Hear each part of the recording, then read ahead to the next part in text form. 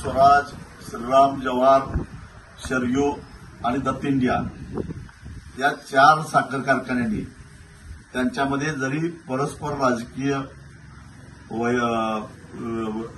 वैमनस्य असलं तरी सुद्धा एकजूट केलेली आहे आणि चौघांनी मिळून ऊस उत्पादक शेतकऱ्यांना लुटायचं ठरवलेलं आहे. एकतर यांची तोडणी वाहतूक ही 150 ते 1100 प्रतिटन एवढी आहे, जी अशक्यप्राय आहे.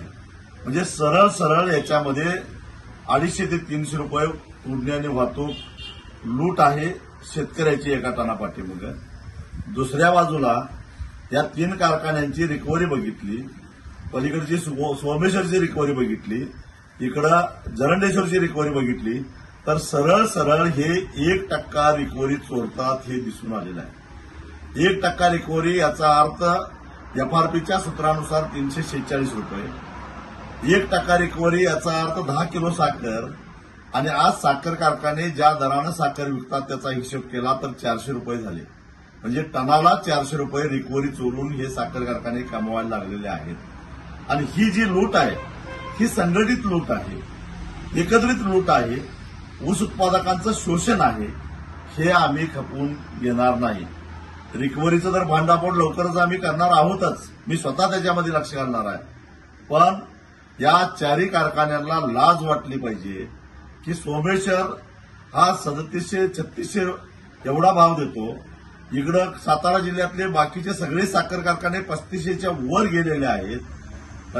कोल्हापूर जिल्ह्यामध्ये 3700 पर्यंत ऊसाचा भाव आलेला आहे आणि या कारखान्यांनी मात्र ग्रुप करून लॉबिंग करून केवळ 3000 पर्यंत ऊसाचा दर द्यायचा घाट घातलेला आहे. ऊस उत्पादक शेतकऱ्यांनो, तुम्हीच आता समजून घ्या की तुमची लूट किती वाढल्या.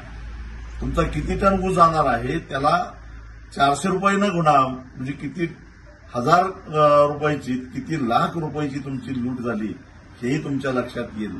आणि हे कशासाठी तर या चोरांनी एक ग्रुप केल्यामुळं हे तोडून काढायचं आहे. येत्या 24 तारखेला मी स्वतः साखरवाडीला येणार आहे, कारखान्याच्या समोरच सभा घेणार आहे, या सगळ्या गोष्टीचा भांडाफोड करणार आहे. मोठ्या संख्येनं यांना बाप दाखवणे तर श्राद्ध कर अशी अवस्था आणून सोडल्याशिवाय सोडणार नाही.